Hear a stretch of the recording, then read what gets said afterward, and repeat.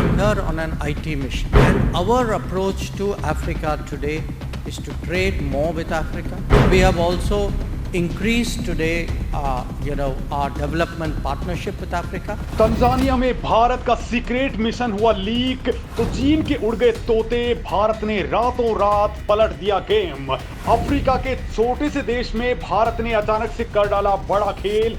अब समंदर में दफन होंगे चीन के युद्धपोत और भयानक हथियार। दुनिया के 40% सोने पर हाथ साफ करेगा हमारा भारत। दोस्तों, बहुत बड़ी गुड न्यूज है। मोदी सरकार की टीम में ऐसे दो शख्स हैं जिन्होंने इस वक्त पूरी की पूरी दुनिया में भारत का डंका बजा दिया है।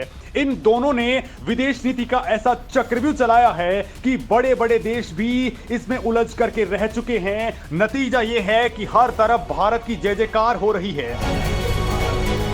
दोस्तों, मैं बात कर रहा हूं भारत के विदेश मंत्री एस जयशंकर और एनएसए अजीत डोवल की। दोस्तों, रक्षा संबंधी और सीक्रेट डील्स के लिए अजीत डोवल दुनिया के कोने कोने में जा रहे हैं और वहां पर बड़ा गेम सेट कर रहे हैं जिसके बारे में किसी को भनक तक नहीं लगती है।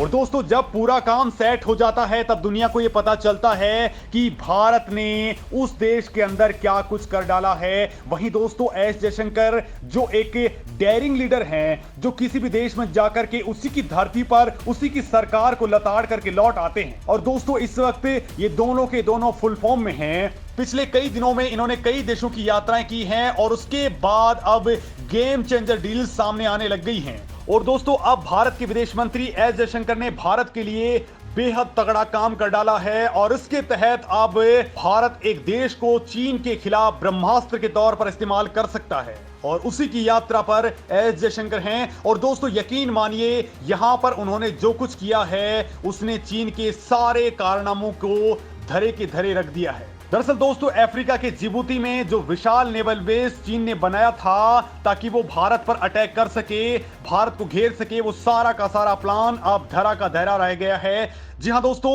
ये देश है तंजानिया, जो भारत के दक्षिण पश्चिमी साइड में पड़ने वाला एक छोटा सा देश है। लेकिन इस देश में भारत ने ऐसा प्लान सेट किया है कि चीन के सारे हथियार, सारे के सारे युद्धपोत और मिसाइलों को भारत बेकार कर सकता है। और दोस्तों, आपको मैं ये तगड़ी गुड न्यूज बताने वाला हूं जो तंजानिया से ही आई है, जहां पर भारत के विदेश मंत्री एस जयशंकर ने पूरा गेम पलट डाला है। दोस्तों, ये छोटा सा देश तंजानिया भारत के लिए क्यों इतना अहम है और यहां चीन के साथ अचानक भारत क्यों आमने सामने आ चुका है, और इसी के जरिए दोस्तों आखिर भारत चीन की इकोनॉमी का कैसे गला घोंट सकता है, मैं इस वीडियो में आपको ये तमाम बातें बताने वाला हूं। लेकिन उससे पहले आप जान लीजिए इस देश के साथ भारत के रिश्ते कैसे हैं। तो दोस्तों, ये भारत का जिगरी दोस्त है। यहां पर भारत का एक बड़ा योद्धा पहले से ही डिप्लॉय है जिसका नाम है INS त्रिशूल। जी हां दोस्तों, तंजानिया भारत के साथ दोस्ती चाहता है, फिर चाहे तंजानिया की जमीन का इस्तेमाल भारत अपने लिए किसी भी तरीके से करे। दोस्तों, आप मैप में देख सकते हैं, तंजानिया के थोड़ा ऊपर चलिए तो आता है जिबूती। यहां पर चीनी नेवल बेस मौजूद है।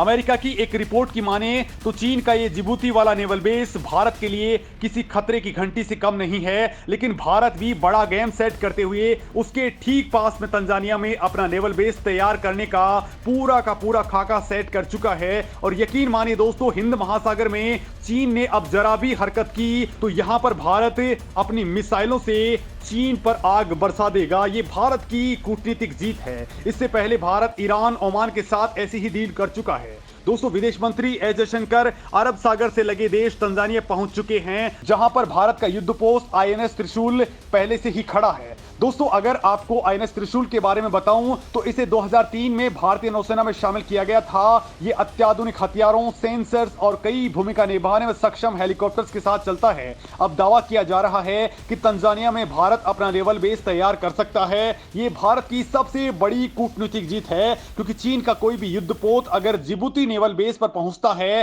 तो वो तंजानिया के पास से होकर के ही गुजरता है। ऐसे में दोस्तों, भारत के लिए ये काफी मददगार साबित हो सकता है कि चीन ने अगर जरा भी हिमाकत की, होशियारी दिखाई तो भारत तंजानिया से ही चीन की हेकड़ी को तोड़ डालेगा। दोस्तों, भारत के लिए तंजानिया सामरिक रूप से बेहद अहम देश है। अरब सागर से लगे होने के कारण इसका सामरिक महत्व और ज्यादा बढ़ जाता है। भारतीय नौसेना के युद्धपोत यहाँ पहले से ही मौजूद हैं। और दोस्तों, जिस तरह से भारत ईरान के चाबार पोर्ट, ओमान के डुकम पोर्ट पर अपनी मौजूदगी बढ़ा रहा है, उस लिहाज से पूर्वी अफ्रीकी देशों के साथ नजदीकियां भी महत्वपूर्ण हो जाती हैं। हिंद महासागर में चीन के बढ़ते प्रभाव की कोशिशों को देखते हुए ये बेहद जरूरी हो जाता है। तंजानिया इस दशक में सबसे तेजी से विकास करने वाला अफ्रीकी नेशन है। भारत ने वहां काफी निवेश किया है।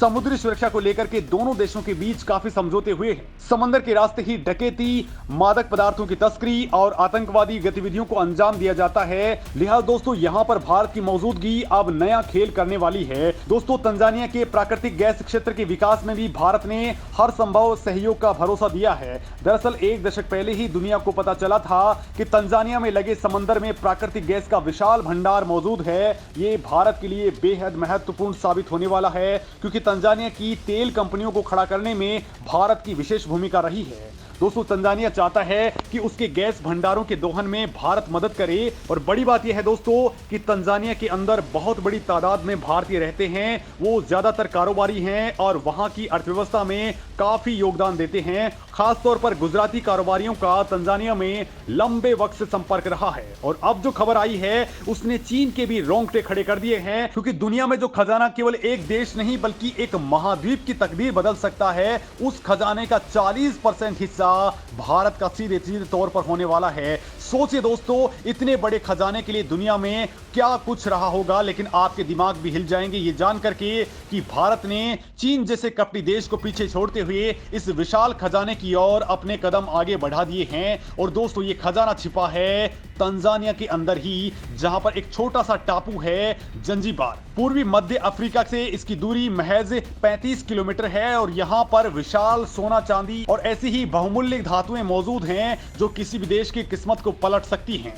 हिंद महासागर पर मौजूद इस द्वीप की रणनीतिक महत्वता काफी बढ़ जाती है। दोस्तों, जंजीबार वो जगह है जिस पर चीन की भी नजरें हैं। न केवल जंजीबार बल्कि पूरे के पूरे अफ्रीका पर भी चीन की गिद्ध नजरें टिकी हुई हैं। लिहाजा दोस्तों, चीन यहां पर लगातार अपने निवेश को बढ़ा रहा है। और ऐसे में जयशंकर का तंजानिया दौरा भारत की ओर से उठाया गया वो रणनीतिक कदम है जो यहां पर बढ़ते चीनी प्रभुत्व को बेहद कमजोर कर देगा। दरअसल दोस्तों, अफ्रीका दुनिया की वो जगह है जहां पर दुनिया का 40% सोना और 90% तक क्रोमियम और प्लेटिनम मौजूद हैं। प्लेटिनम को वाइल्ड गोल्ड भी कहा जाता है। इसके अलावा दुनिया में कोबाल्ट, हीरे और यूरेनियम का सबसे बड़ा भंडार भी अफ्रीका के अंदर ही मौजूद है।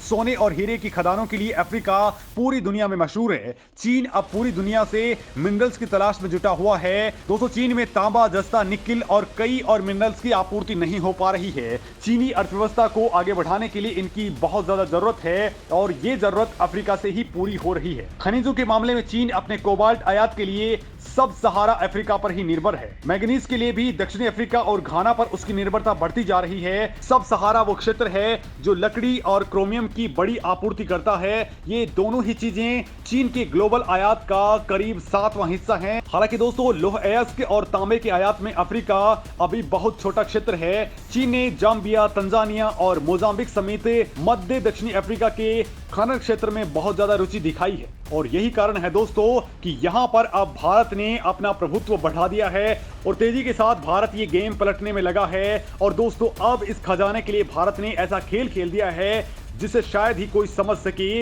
यहां पर भारत ने IIT सेंटर खोल दिया है। जी हां दोस्तों, मद्रास के इंडियन इंस्टीट्यूट ऑफ टेक्नोलॉजी का डंका अब तंजानिया के जंजीबार शहर में बजने जा रहा है। इससे भारत के ग्लोबल साउथ की आवाज बनने का वादा भी पूरा होने वाला है। साथ ही दोस्तों, दोनों देशों के बीच संबंधों में और ज्यादा प्रगाढ़ता इसके जरिए आने वाली है। जंजीबार में IIT मद्रास का कैंपस अक्टूबर 2023 से ही 50 UG और 20 PG सीटों के साथ शुरू हो जाएगा। इससे दोनों देशों के बीच शैक्षणिक समझौते भी मजबूत हो जाएंगे। दोस्तों, जंजीबार में IIT मद्रास का देश के बाहर अबू धाबी और कुआलालंपुर के बाद तीसरा बड़ा कैंपस होगा। विदेश मंत्री जयशंकर ने IIT मद्रास कैंपस जंजीबार में शुरू करने का समझौता करने के लिए उसके साक्षी बनने के लिए राष्ट्रपति हुसैन और उसका कैबिनेट भी मौजूद था और उन्होंने भारत की जम करके सराहना की है। यानी दोस्तों, भारत अब इस क्षेत्र में अपने कदम आगे बढ़ा रहा है। इस मामले में आपका क्या कहना है, कमेंट करके जरूर बताएं।